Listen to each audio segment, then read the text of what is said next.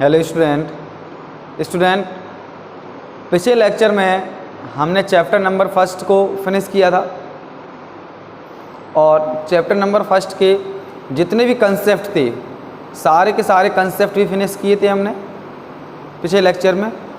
आज के इस वीडियो में हम डिस्कस करेंगे चैप्टर नंबर 2 एटॉमिक स्ट्रक्चर। काफ़ी इम्पॉर्टेंट टॉपिक है एटॉमिक स्ट्रक्चर और इससे बहुत सारे क्वेश्चंस भी पूछे जाते हैं। और इस चैप्टर में ज़्यादातर डिस्कवरियों की बात हुई है, किस तरीके से इलेक्ट्रॉन की डिस्कवरी हुई, किस तरीके से प्रोटॉन की डिस्कवरी हुई, क्या था न्यूक्लियस, ये सारी बातें इस चैप्टर में बात होगी। अच्छा स्टूडेंट, पहले तो मैं बात करूंगा एटॉमिक स्ट्रक्चर में कि एटम के जो सब एटॉमिक पार्टिकल्स होते हैं, एटम के जो सब एटॉमिक पार्टिकल्स होते हैं, इलेक्ट्रॉन, प्रोटॉन और न्यूट्रॉन्स, ये एटम के सब एटॉमिक पार्टिकल्स हैं। तो इलेक्ट्रॉन, प्रोटॉन, न्यूट्रॉन की डिस्कवरी कैसे हुई, इसके बाद मैं बात करूंगा कि किस तरीके से ये थ्योरी गलत हुई एटॉमिक स्ट्रक्चर की। कुछ पॉइंट थे, कुछ पोस्टुलेट थे इसके एटॉमिक स्ट्रक्चर्स के, जो कि आप लोगों को पहले पढ़ चुके हैं। क्या था, डाल्टन्स ने क्या क्या बताई थी इसमें बातें। उन्होंने कहा था atoms can neither be created nor destroyed, है ना। एटम्स को ना क्रिएट कर सकते हैं ना डिस्ट्रॉयड कर सकते हैं। और उन्होंने कहा था the smallest particles of matter are called atom, the smallest particles of matter are called atom. इसके बाद ये थ्योरी गलत होना स्टार्ट हुई। देखिएगा, उन्होंने फर्स्ट पॉइंट क्या कहा कि atoms can not be further divided. तो फर्दर डिवाइडेड का मतलब ये डिवाइड होगा electron, proton, neutrons. Next point क्या दिया था डाल्टन्स ने, डाल्टन्स ने कहा सिमिलर एटम्स के सिमिलर मास होते हैं। तो ये वाला पॉइंट भी गलत होगा। देखिए, सिमिलर एटम्स के डिफरेंट मास भी होते हैं, जो कि आपने पढ़ रखा आइसोटॉप्स में, पढ़ा है ना आइसोटॉप्स में। सिमिलर एटम्स के डिफरेंट मास दिख रहे कि नहीं दिख रहे उधर आपको। नेक्स्ट उन्होंने कहा डिफरेंट एलिमेंट के डिफरेंट मासेस होते हैं। ये पॉइंट भी गलत हुआ, क्योंकि क्या आ गया हमारा आइसोबार आ गया है। तो इन सब चीज़ों को समझने के लिए पहले हमें ये समझना है कि जो एटम्स है उसके सब एटॉमिक पार्टिकल्स है, इलेक्ट्रॉन, प्रोटॉन, न्यूट्रॉन्स, वो क्या चीज़ है पहले समझें हम। देखिएगा, सपोज करो मेरे पास एक एटम है, जैसे मैंने Na को ले लिया, ये एटम मेरे पास सोडियम एटम है ना, ये मेरे पास सोडियम एटम है। अच्छा, अब अगर बात करें कि इस सोडियम एटम में कितने इलेक्ट्रॉन्स हैं, कितने प्रोटॉन्स और कितने न्यूट्रॉन्स हैं, तो शायद आप लोग कैलकुलेट करना जानते हैं। देखिएगा, मैं बताऊं अभी यहाँ से निकाल के। अगर मैं देखूं कि जो हमारा Na है उसका एटॉमिक नंबर होता है 11। स्टूडेंट, इसका अगर इलेक्ट्रॉनिक कन्फिग्रेशन करें हम, इलेक्ट्रॉनिक कन्फिग्रेशन, तो क्या होगा 2 8 1, यही होगा ना इलेक्ट्रॉनिक कन्फिग्रेशन। अब इसके लास्ट सेल में कितने इलेक्ट्रॉन्स आ रहे हैं, 1 इलेक्ट्रॉन्स। ओके, तो मतलब इसे जाहिर हो रहा है कि एक इलेक्ट्रॉन लूज करके मेटल्स का काम करता है। मेटल्स और नॉन मेटल्स को भी समझ चुके होंगे आप, क्योंकि ये सारी चीज़ें पढ़ी हुई हैं 9th 10th में अच्छे खासे। अब देखें, यहाँ पर इलेक्ट्रॉन जो होते हैं वो होते हैं प्रोटॉन के इक्वल। इलेक्ट्रॉन इक्वल होते हैं प्रोटॉन, और इलेक्ट्रॉन इज इक्वल टू होता है एटॉमिक नंबर, एटॉमिक नंबर। अच्छा, अब इस एलिमेंट का जो एटॉमिक नंबर है वही उसमें क्या होंगे, इलेक्ट्रॉन्स होंगे, और इलेक्ट्रॉन के बराबर क्या होंगे, प्रोटॉन्स होंगे। और ये चीज़ पहले भी कह चुका है रदरफोर्ड ने ही कही थी ये बात कि जो एटम होता है वो न्यूट्रल की तरह काम करता है, न्यूट्रल एटम की तरह काम करता है ना।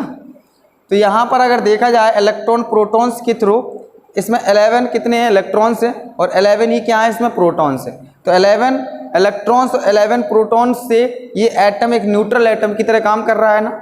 अगर न्यूट्रल एटम की तरह काम कर रहा है तो ये बात सही है रदरफोर्ड की एकदम, कि वो न्यूट्रल है एकदम। अब इसी से इसके पास एक टेंडेंसी है, कौन सी टेंडेंसी है, इलेक्ट्रॉन को लूज करने की भाई। तो इलेक्ट्रॉन को लूज करेगा तो क्या बना लेगा, Na पॉजिटिव। अब ये एटम न्यूट्रल था अभी, लेकिन ये न्यूट्रल नहीं रहा। अब इसको बोलेंगे हम सोडियम आयन। ये सोडियम एटम है, ये सोडियम आयन है। तो ये तो सारी बातें आप पहले से पढ़ चुके हैं। मेरा ये मोटो है कि आपको ये पता चल जाए कि इलेक्ट्रॉन प्रोटॉन कहाँ प्रेजेंट रहते हैं, न्यूट्रॉन्स कहाँ प्रेजेंट रहते हैं। तो देखिएगा स्टूडेंट, एक Na में देखें हम अगर, तो इलेक्ट्रॉन कितने होंगे इसमें, इलेक्ट्रॉन होंगे इसमें 11 जो कि नेगेटिव चार्ज होते हैं। प्रोटॉन कितने होंगे इसमें, प्रोटॉन 11 जो कि पॉजिटिव चार्ज होते हैं। बचे हुए क्या होते हैं, न्यूट्रॉन्स। बचे हुए क्या होते हैं, न्यूट्रॉन्स। अब इसमें कितना बच रहा है, पहले देखें, इसका मास होता है 23। तो यहाँ से 11 यहाँ से खत्म हो गए, 11 यहाँ से गए, तो जो बच रहे हैं वो न्यूट्रॉन्स हैं। न्यूट्रॉन कितने हैं, 12। तो एक एटम के अंदर जो सेंटर होता है, ये डिस्कवरी भी पढ़ेंगे अभी हम, ये सेंटर है, इस सेंटर को नाम दिया जाता है न्यूक्लियस। और न्यूक्लियस में क्या क्या प्रेजेंट रहते हैं, neutron plus proton, neutron plus proton. और इलेक्ट्रॉन्स हमारे आउटसाइड द न्यूक्लियस होते हैं। क्या बात है, इलेक्ट्रॉन्स कहाँ प्रेजेंट रहते हैं, आउटसाइड द न्यूक्लियस। क्या इतनी कहानी क्लियर है? अगर कहानी क्लियर है तो हम फर्स्ट बात कर लेते हैं, डिस्कवरी ऑफ इलेक्ट्रॉन। किस तरीके से इलेक्ट्रॉन की डिस्कवरी हुई, समझे इस चीज़ को। क्या इसको साफ कर दूं मैं, समझ में आ गई ये बात? चलिए प्रॉपर नोट बनाते जाइए आप लोग। तो हमारे जो सब एटॉमिक पार्टिकल्स हैं एटम के, वो कौन कौन से हैं, इलेक्ट्रॉन, प्रोटॉन और न्यूट्रॉन्स। तो बात करते हैं आए कहाँ से हैं ये। तो डालेंगे हेडिंग मेरे साथ, डिस्कवरी ऑफ इलेक्ट्रॉन।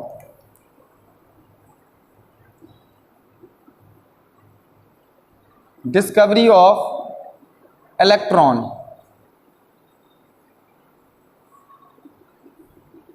अच्छा स्टूडेंट देखें, तो डिस्कवरी ऑफ इलेक्ट्रॉन इसको किसने दिया था, जे थॉमसन ने, जे थॉमसन। ठीक, तो अकेला जे थॉमसन ने ही इसमें पार्टिसिपेट नहीं किया, इसमें बहुत सारे साइंटिस्ट का पार्टिसिपेशन था। और आज हम जिस रेस में चल रहे हैं वो सारे का सारा कंट्रीब्यूशन होता चला गया सबका। पूरा एफर्ट मिला जे थॉमसन को, क्योंकि उन्होंने इतना वर्क किया इस पर, डिस्कवरी ऑफ इलेक्ट्रॉन्स पर। तो डिस्कवरी ऑफ इलेक्ट्रॉन्स कहाँ से हुई है इसको देखते हैं। इन्होंने एक डिस्चार्ज ट्यूब लिया था स्टूडेंट, देखें मैं बना रहा हूँ, एक इन्होंने डिस्चार्ज ट्यूब लिया।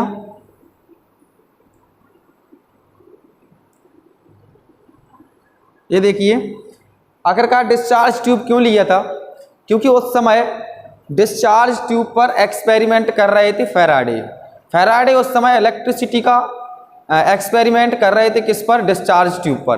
तो उन्होंने भी डिस्चार्ज ट्यूब को लिया और इस डिस्चार्ज ट्यूब को दो टर्मिनल से जोड़ दिया। एक टर्मिनल मैंने इधर बना दिया, एक टर्मिनल मैंने इधर बना दिया। इन दोनों टर्मिनल को उन्होंने बैटरी से कनेक्ट कर दिया।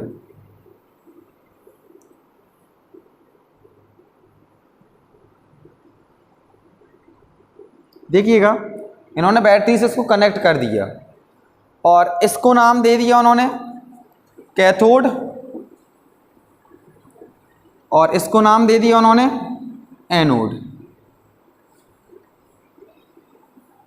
क्लियर है? अब उन्होंने क्या किया था स्टूडेंट, इस डिस्चार्ज ट्यूब में एनी गैस ले ली थी, एनी गैस। ठीक है, मैंने यहाँ पर लिख दिया एनी गैस, कोई सी भी गैस ले सकते थे वो। और इस डिस्चार्ज ट्यूब में उन्होंने एक वैक्यूम पंप का यूज़ किया। देखिएगा, मैं वैक्यूम पंप बना दे रहा हूँ, मैं सबके बारे में बताऊंगा आखिरकार इनका यूज़ क्यों किया था, सबके बारे में समझेंगे अभी हम।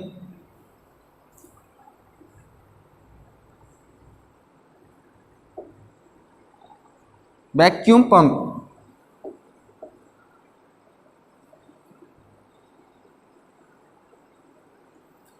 अब देखिए इधर वैक्यूम पंप में क्या हुआ था, इसकी स्पेलिंग यही है ना वैक्यूम की, एक मिनट, MN है, MN, वैक्यूम पंप। इन्होंने वैक्यूम पंप को लिया और वैक्यूम पंप पे इसके बाद बैटरी का जो वोल्टेज था वो लगभग लिया था 10,000 वोल्ट। ठीक। अब इसमें इन्होंने प्रेशर रखा था लो, ठीक है, प्रेशर लो रखा था, लो प्रेशर, यहां लिख दूं low pressure.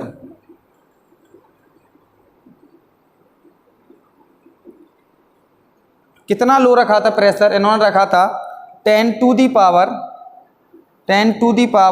-3 mm of Hg, इतना लो प्रेशर रखा था। आखिरकार ज़रूरत क्या थी लो प्रेशर रखने की? अभी सारी चीज़ें डिस्कस होंगी। इन्होंने लिया परफोरेटेड एनोड। परफोरेटेड का मतलब इसमें होल थे, देखिए मैंने इस तरीके से बना दिए, होल थे इसमें, परफोरेटेड एनोड को लिया था इन्होंने। मैं लिख दूँ इसको परफोरेटेड एनोड। और इस तरफ फ्लोरोसेंस स्क्रीन लगाई हुई थी इन्होंने। स्टूडेंट क्या लगाई थी? Fluorescence screen. ये मैंने फ्लोरोसेंस स्क्रीन लगा दी। फ्लोरोसेंस स्क्रीन किसकी बनी हुई थी? ZnS की। इसका काम क्या होता है फ्लोरोसेंस स्क्रीन का? इससे अगर कोई भी चीज़ टकराती है तो ये ग्लो करना स्टार्ट कर देती है। क्या करती है? ग्लो। तो उन्होंने फ्लोरोसेंस स्क्रीन ZnS की जो कि बनी होती है, ZnS का लेप किया इस पर। अब अगर इससे कोई पार्टिकल्स टकराएंगे तो ग्लो करना स्टार्ट कर देते हैं। चलिएगा फिर से समझते हैं एक बार। ये मैंने डायग्राम कंप्लीट कर दी। इतनी सारी चीज़ें उन्होंने अपने एक्सपेरिमेंट में ली थी। पहले समझते हैं, एक डिस्चार्ज ट्यूब लिया। डिस्चार्ज ट्यूब क्यों लिया था, है ना, ये चीज़ बता चुका हूँ, क्योंकि उस समय डिस्चार्ज ट्यूब पर ही सारे एक्सपेरिमेंट चल रहे थे। इसके बाद उन्होंने इसको दो टर्मिनल से कनेक्ट कर दिया। इसको बोल दिया कैथोड, इसको बोल दिया एनोड। आप इस तरफ भी कैथोड, इस तरफ भी एनोड लगा सकते हो, कोई दिक्कत नहीं है ना। इसके बाद टेम्परेचर हाई रखा, प्रेशर लो रखा। ऐसा क्यों किया था? क्योंकि अगर प्रेशर लो रखेंगे और टेम्परेचर हाई रखेंगे तो इसमें जो गैस फिल है, तो गैस के जो मॉलिक्यूल्स हैं आपस में टकराएंगे नहीं। आपस में जो गैस के मॉलिक्यूल्स हैं वो टकराते नहीं हैं। इस वजह से इन्होंने प्रेशर को लो रखा था और टेम्परेचर को क्या रखा था? हाई, ताकि गैस के मॉलिक्यूल्स दूर दूर बने रहें। ओके, इससे क्या होता है टकराने से? टकराने का मतलब ये है, अगर वो आपस में जोड़ने के बाद किस में गैस कन्वर्ट हो जाएगी भाई? पास पास आए तो सॉलिड में कन्वर्ट, लिक्विड में कन्वर्ट होगी। लिक्विड किस में कन्वर्ट होना शुरू हो जाएगा? सॉलिड में। क्लियर है बात? अब इन्होंने क्या किया? परफोरेटेड एनोड लिया और यहाँ पर फ्लोरोसेंस स्क्रीन लगाई। ये क्यों लगाई थी ये भी समझ लेते हैं। इसके बाद इनकी ऑब्जर्वेशन क्या क्या थी वो देखेंगे। तो उन्होंने ये ऑब्जर्व किया कि कैथोड से कुछ इंडिविजुअल मतलब बहुत महीन रेस यहाँ से निकल रही थी। कैसे पता चला कि यहाँ से निकल रही? इंडिविजुअल है भाई, तो निकल कैसे रही थी? कैसे देखा? इन्होंने ऑब्जर्व किया कि इस तरफ से कुछ रेस, इस तरफ से कुछ रेस इस तरफ की ओर जा रही हैं। देखिए जैसे मैंने ये बना दी है रेस, ये रेस इस तरफ से इस तरफ की ओर भाग रही थी। ये ऑब्जर्व कहाँ से किया होगा उन्होंने? ये ऑब्जर्वेशन आपको साफ साफ दिख रहा है। इन्होंने परफोरेटेड किसको लिया था? परफोरेटेड एनोड को। तो ये जो रेस हैं इस परफोरेटेड एनोड से टकराई और टकराने के बाद इस फ्लोरोसेंस स्क्रीन से भी टकराई होंगी। तो उन्होंने देखा है एक्सपेरिमेंट के दौरान कि जो हमारी फ्लोरोसेंस स्क्रीन लगी हुई है वो ग्लो कर रही है हल्का सा, और इसीलिए इन्होंने फ्लोरोसेंस स्क्रीन का यूज़ किया था। पहले तो एक्सपेरिमेंट किए होंगे बहुत सारे, और उस एक्सपेरिमेंट में उन्होंने पहले ZnS को नहीं लिया होगा, तो उन्हें पता ही नहीं चल रहा था कि निकल रही हैं कि नहीं निकल रही हैं, क्योंकि परफोरेटेड भाई यहाँ से निकली, इस पर टकरा रही, कोई फ़र्क ही नहीं पड़ा डिस्चार्ज ट्यूब में। इसके बाद उन्होंने जब किसको लिया? ZnS, यानी कि परफोरेटेड के बाद इन्होंने फिर भी एक फ्लोरोसेंस स्क्रीन लगाई ताकि इससे कोई चीज़ टकराए तो वो ग्लो कर सके। कौन? ये। तो ग्लो किया तो उन्होंने ऑब्जर्व किया कि इस तरफ से कोई पार्टिकल्स आ रहे हैं जो कि इस पर टकरा रहे हैं परफोरेट प्लेट से होके। तो इनको नाम दे दिया उन्होंने कैथोड रेस। इन रेस को नाम क्या दे दिया उन्होंने? Cathode rays.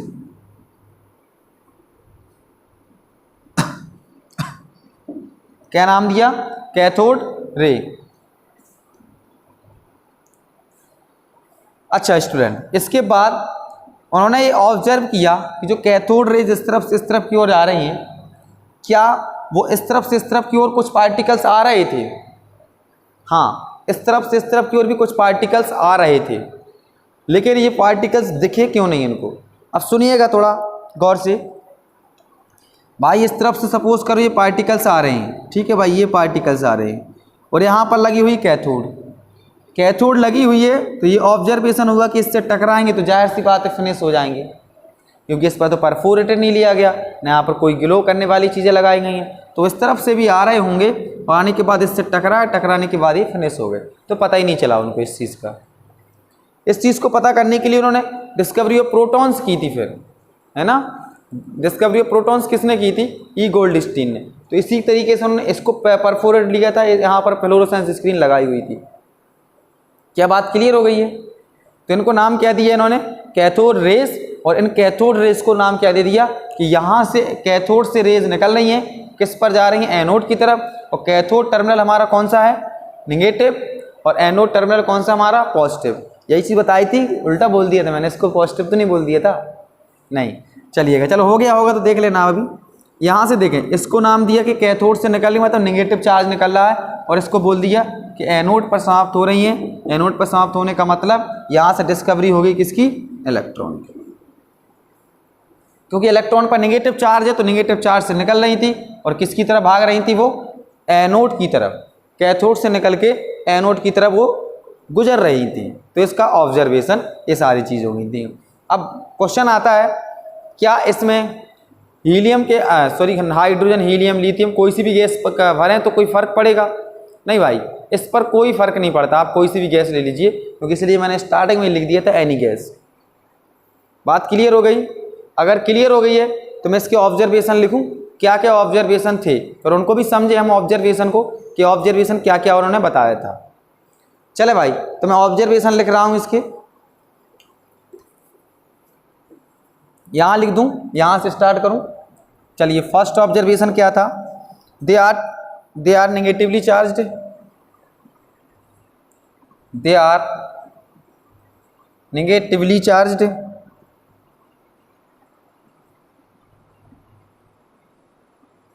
सेकंड पॉइंट क्या था इनका? They travel in straight line, they travel in straight line.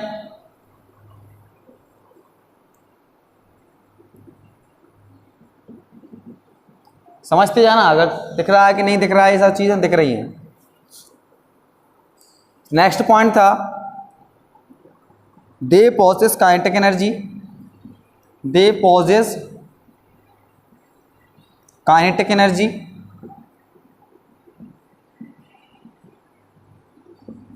Next point था, they are deflected towards,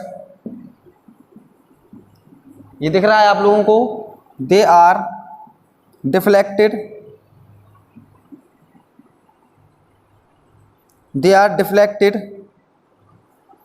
towards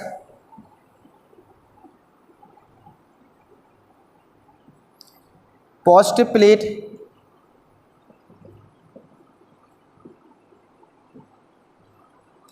plate, in electric field,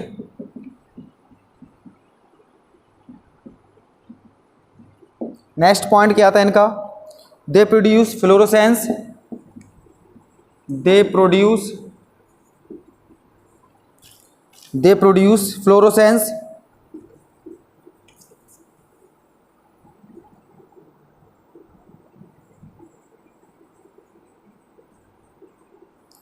next point था, they produce x ray, they produce x-ray. अच्छा, ये observation थे। देखें बेटा, ये सारे के सारे ऑब्जर्वेशन को समझे वन बाई वन करके, कौन सा ऑब्जर्वेशन क्या था, ये सारे पॉइंट समझना जरूरी है। तो मैंने कितने ऑब्जर्वेशन लिखे देखेंगे एक बार, कितने पॉइंट्स हैं? 1 2 3 4 और 5 6 ऑब्जर्वेशन थे इनके। तो 6 ऑब्जर्वेशन में फर्स्ट ऑब्जर्वेशन क्या कह रहा है, पहले तो ये समझे आप। फर्स्ट कह रहा है दे आर नेगेटिवली चार्ज्ड, सच्चाई है ना, क्योंकि यहाँ से निकल रहे थे तो उन्होंने कहा इसको नेगेटिवली चार्ज्ड बोल दिया। कहाँ से निकल रहे थे? वो इस तरफ से इस तरफ की ओर भाग रहे थे, उनको नेगेटिवली चार्ज्ड बोल दिया। सेकंड ऑब्जर्वेशन क्या था? दे ट्रेवल इन स्ट्रेट लाइन, ये भी सही बात है। क्यों स्ट्रेट लाइन में भागे? क्योंकि वहाँ पर ना तो टेम्परेचर और प्रेशर ना प्रेशर ज़्यादा था ना टेम्परेचर कम था। जब भाई टेम्परेचर ज़्यादा है और प्रेशर लो है तो जाहिर सी बात है कि वो स्ट्रेट लाइन में जाएंगे, क्योंकि आपस में लड़ेंगे नहीं। मॉलिक्यूल्स जो हैं, गैस के मॉलिक्यूल्स हैं, आपस में टकराएंगे नहीं, तो जाहिर सी बात है कोई स्ट्रेट लाइन में पास होगी। ये पॉइंट भी क्लियर है। नेक्स्ट है दे पॉसेस काइनेटिक एनर्जी। ये काफ़ी इंपॉर्टेंट पॉइंट है ना, इसको इंपॉर्टेंट करेंगे पॉइंट को। क्या कह रहा है पॉइंट, सही लिख दूं है ना? चलिए भाई थोड़ा सा इस तरफ देख लें अभी आप, इम्पोर्टेंट क्या है। मैंने बोला दे पॉसेस काइनेटिक एनर्जी, मतलब उन्होंने ये ऑब्जर्व किया जो ये रेस निकल रही हैं इनमें मास है, काइनेटिक एनर्जी है। भाई कैसे पता किया? क्योंकि ये तो भाग रही हैं। काइनेटिक एनर्जी क्या होती है? जिसमें मास प्रेजेंट हो और कुछ वेलोसिटी हो, किसी वेलोसिटी से जा रहे हो और उनके अंदर मास प्रेजेंट हो तो उसको बोल देते हैं काइनेटिक एनर्जी। तो बेटा कैसे ऑब्जर्व किया होगा इन्होंने? क्या किया, इसमें जो हमारी डिस्चार्ज ट्यूब है, इस डिस्चार्ज ट्यूब में, इधर लिखूँ मैं, इस डिस्चार्ज ट्यूब में इन्होंने एक प्लेट रखी, ठीक है, एक कोई सा भी ऑब्जेक्ट रख दिया जहाँ से रेस निकल रही हैं, जहाँ से रेस निकल रही हैं तो उन्होंने कोई ऑब्जेक्ट रख दिया। अब क्या बात है बेटा, इधर से देखें आप, कुछ रेस आएंगी इससे टकराएंगी, कुछ रेस आएंगी इससे टकराएंगी, कुछ रेस आएंगी इससे टकराएंगी। अब कंटिन्यू वो देखते रहे कि जो हमने यहाँ पर एक ऑब्जेक्ट रखा हुआ है इधर, तो इससे जो रेज हैं वो टकरा रही हैं, और जब इसने इस प्लेट को निकाले तो निकालने के बाद देखा कि जिस स्थिति में रखा था उससे हल्की सी हीट है। और हीट होने का मतलब क्या है? उसमें एनर्जी प्रोवाइड हुई है। कोई भी चीज़ बराबर टकराएगी तो उसको एनर्जी प्रोवाइड करा रहा है वो, है ना? तो ये ऑब्जर्वेशन था कि इनमें क्या है, काइनेटिक एनर्जी है। और ऑब्जर्वेशन क्या है इसमें भी ये समझ लीजिए, उन्होंने ये एक्सपेरिमेंट और किया था। इस जगह उन्होंने व्हील्स रखा था, एक व्हील्स समझते हो ना, पहिया।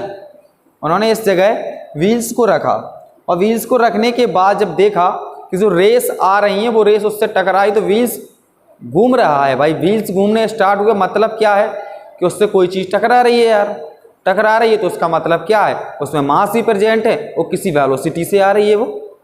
तो उसको क्या बोल दिया कि उसमें क्या था, दे पॉसेस काइनेटिक एनर्जी।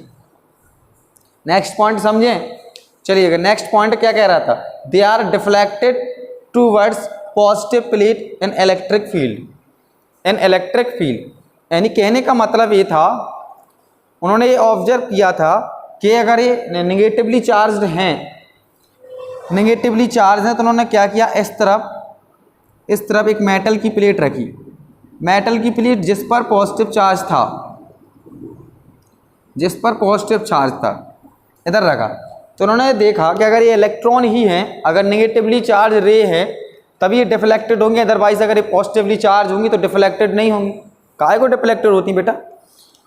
तो क्या है, ऑब्जर्व किया गया कि जो ये रेस थी थोड़ा सा इसकी तरफ मुड़ना स्टार्ट हो गई, इसकी तरफ मुड़ना स्टार्ट होगी बेटा, ये डिफ्लेक्टेड होना स्टार्ट होगी। क्यों? क्योंकि उन्हें इलेक्ट्रॉन्स को इधर पॉजिटिव चार्ज दिखा। भाई लालची होता है ना, पॉजिटिव चार्ज इलेक्ट्रॉन का, इलेक्ट्रॉन और नेगेटिव चार्ज पॉजिटिव चार्ज, तो ये इस तरफ की ओर डिफ्लेक्टेड की। ठीक है, ये ऑब्जर्वेशन था उनका। तो क्लियर हो गया ये पॉइंट, कौन सा, they are deflected towards positive plate in electric field, ये इलेक्ट्रिक फील्ड। ठीक है, अच्छा नेक्स्ट पॉइंट देखें इस बेटा। नेक्स्ट पॉइंट क्या था? नेक्स्ट पॉइंट है दे प्रोड्यूस फ्लोरोसेंस। ये वाला पॉइंट भी क्लियर होगा। दे प्रोड्यूस फ्लोरोसेंस मतलब ये इससे टकराने के बाद इन्होंने क्या है, चमक उत्पन्न कर दी थी, मतलब चमक आ रही थी, इसमें फ्लोरोसेंस हो रहा था। तो उन्होंने बोल दिया कि इनमें क्या था, अगर इससे आ रहे हैं तो ये प्रोड्यूस हो रही हैं, इससे निकल के इस पर टकरा रही हैं तो फ्लोरोसेंस हो रहा है। नेक्स्ट लास्ट पॉइंट काफ़ी इंपॉर्टेंट है ये भी, देखिए बेटा ये पॉइंट को भी समझें। लास्ट पॉइंट इंपॉर्टेंट क्या कह रहा है, they produce x ray, they produce X-ray. यानी कहने का मतलब ये है कि एक्सरेस प्रोड्यूस कर रही थी। ये क्या है एक्सरेस देखें थोड़ा, जैसे मैंने एक ऑब्जेक्ट लिया, ये ऑब्जेक्ट है मेरे पास, ठीक है, ये मार्क मेरे पास ऑब्जेक्ट हो गया। अब अगर इस तरफ से कोई एक रेज आ रही है, भाई रेज आ रही है, और आने के बाद अगर वो रेज इससे टकराई और टकराने के बाद अगर इससे इलेक्ट्रॉन प्रोड्यूस करा दिया, इससे इलेक्ट्रॉन प्रोड्यूस करा दिया तो हमने क्या कह दिया, दे प्रोड्यूस एक्सरे, तो वो एक्सरे प्रोड्यूस कर रही हैं। आया समझ में? इधर लिख दूँ, इधर समझा दूँ, इधर इधर देखें, जैसे रास्ते में बहुत सारे एटम्स पड़े हुए हैं, ये एटम्स हैं, ओके। अब भाई इस तरफ से क्या रेस आ रही हैं, रेस का मतलब हम तो पढ़ रहे हैं इलेक्ट्रॉन्स, तो इलेक्ट्रॉन इस तरफ से आ रहे हैं, ये इलेक्ट्रॉन इस तरफ से आया, आने के बाद इलेक्ट्रॉन इससे टकराया और टकराने के बाद अगर ये इलेक्ट्रॉन एक इलेक्ट्रॉन प्रोड्यूस करा दे, अगर इस इलेक्ट्रॉन टकराए इस ऑब्जेक्ट से, इस एटम से टकराने के बाद अगर इसने एक इलेक्ट्रॉन को प्रोड्यूस करा दिया तो उसको हमने बोल दिया they produce X ray. Got it? फिर ये इलेक्ट्रॉन जाएगा, इससे टकराएगा, टकराने के बाद एक इलेक्ट्रॉन और लूज कर, एक इलेक्ट्रॉन और निकाल दिया, इसके बाद इसको इलेक्ट्रॉन निकाल दिया, ऐसे कंटिन्यू चलता रहता है, तो उसको बोल देते हैं कि वो एक्स रे प्रोड्यूस कर रहा है। कहानी क्लियर हो गई है ना? कोई डाउट? कोई डाउट? चलिएगा एक बार देख लें फिर से अच्छे से, इसको रिकैप कर लें इसका। तो जे थॉमसन ने इसकी डिस्कवरी की और जे थॉमसन ने लिया था एक डिस्चार्ज ट्यूब, और उस डिस्चार्ज ट्यूब को थोड़ा बैटरी से जोड़ दिया, बैटरी से जोड़ दिया, जोड़ने के बाद यहाँ पर दो टर्मिनल लगा दिए, कैथोड एक एनोड, और एनोड को लिए परफोरेटेड एनोड, और इस पर क्या लगा दी, फ्लोरोसेंस स्क्रीन। इस पर क्या लग चुकी थी, फ्लोरोसेंस स्क्रीन। फ्लोरोसेंस स्क्रीन का मतलब ही बता दिया था मैंने, ताकि वो ग्लो कर सके। और इस पर क्या था, ये वैक्यूम पंप, वैक्यूम पंप का काम क्या होता है, जो अंदर की एयर होती है उसको सक करके बाहर निकालना, ठीक है, और ये प्रेशर को मेंटेन किए रहता है, ये प्रेशर को मेंटेन करता है। तो उन्होंने प्रेशर कितना लगा था, लो प्रेशर था, वेरी लो लिख सकते हैं आप इधर इसकी जगह, वेरी लो प्रेशर, कितना 10⁻³ mm ऑफ Hg, इतना उन्होंने प्रेशर ले रखा था, ओके। और कुछ ऑब्जर्वेशन किए कि यहाँ से कुछ फाइन पार्टिकल्स निकल रही हैं। ये बात भी याद रखिए, बच्चों के दिमाग में हमेशा ये बात चलती रहती है, क्या इस तरफ से ही पार्टिकल्स निकल लेते हैं? हाँ बेटा, निकले होंगे पार्टिकल्स, बस फ़र्क इतना था कि इस तरफ से जो पार्टिकल्स निकल रहे थे वो इस प्लेट से टकराने के बाद फिनिश हो जा रहे थे, वो किसी को दिखाई दे रहे थे। अच्छा, अगर इतना हो गया है तो इसको जल्दी से नोट कर लें एक बार आप।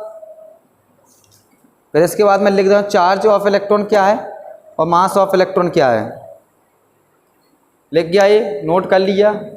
मैं साइड में लिख दूँ charge of an electron, mass of an electron.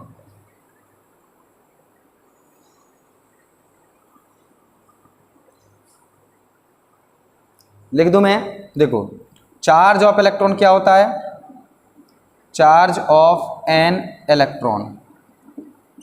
अच्छा, तो इसका चार्ज क्या होगा स्टूडेंट, पता है ना, 1.6 × 10⁻⁻19 कूलाम। कितना होता है, 1.6 × 10⁻⁻19 कूलाम। ये इस पर चार्ज है। कभी कभी क्या लिखा रहता है, 602 भी लिखा रहता है किसी किसी बुक में, वो भी सही है, 602। ये हो गया इसका चार्ज। इसके बाद मास ऑफ एन इलेक्ट्रॉन क्या होता है, mass of an electron, mass of an electron, भैया मास क्या होगा इसका, कितना होता है मास, 9.1 होता है क्या, 9.1 × 10⁻⁻31 kg। ये है इसका मास, ये है इसका चार्ज। रिलेटिव तो पता रहता है ना, इलेक्ट्रॉन पर कितना चार्ज रहता है, रिलेटिव ठीक ना, 1 रहता है ना, ठीक है। ये रिलेटिव चीज़ें भी आपको याद रखना है अच्छे से। तो स्टूडेंट, ये थी हमारी डिस्कवरी ऑफ इलेक्ट्रॉन, और हमने ये समझा इसमें कि किस तरीके से एटॉमिक स्ट्रक्चर में जो हमारा एटम्स है उसके सब एटॉमिक पार्टिकल्स को फर्दर डिवाइड किया गया, सब एटॉमिक मतलब एटम्स को फर्दर डिवाइड किया गया इलेक्ट्रॉन, प्रोटॉन और न्यूट्रॉन्स में, है ना। ये सारी चीज़ें, उसमें आइसोटॉप्स भी आए हैं, तो इसी वजह से थ्योरी गलत हुई है, थोड़ा सा आइसोबार भी आए हैं तो भी थ्योरी गलत हुई है। तो उस समय का जो एटम्स के बारे में बात की थी ना जो डाल्टन्स ने, वो बहुत बड़ी बात थी। ऐसा नहीं कि पहली इस तरीके से थ्योरी दी थी, उन्हें पोस्टुलेट दिए थे एटम्स के बारे में। अब नेक्स्ट वीडियो में हम डिस्कस करेंगे कि क्या है डिस्कवरी ऑफ प्रोटॉन। वैसे नॉर्मली आप इसको ही समझ लीजिए कि इस तरफ उन्होंने परपोरेट ले लिया था, टेम्परेचर को इतना ही रखा था, प्रेशर को हल्का सा बढ़ा दिया था, हल्का सा बढ़ा दिए थे, प्रेशर को 10⁻⁻1 रख दिया था। तो नेक्स्ट वीडियो में डिस्कस करेंगे हम स्टूडेंट क्या है हमारी डिस्कवरी ऑफ प्रोटॉन्स, फिर इसके बाद रदरफोर्ड का जो एटॉमिक मॉडल है उसको पढ़ेंगे। इसके बाद रदरफोर्ड का जो न्यूक्लियस की डिस्कवरी है उसको पढ़ेंगे। फिर उसके बाद ये चीज़ समझेंगे कि रदरफोर्ड के क्या थी कमियां निकली वहाँ पर, जिसको बोल देते फेलियर, हम ना फेलियर बोल देते हैं या डीमेरिट्स बोल देते हैं। तो डीमेरिट्स आई उनकी, और डीमेरिट्स को सही करने के लिए आए नील्स बोहर, जो कि काफ़ी इंपॉर्टेंट है नील्स बोहर क्लास 11th के थ्रू, है ना। तो समझेंगे, तो देखते रहिए वीडियो और पढ़ते रहिए, समझदार हो। Thank you.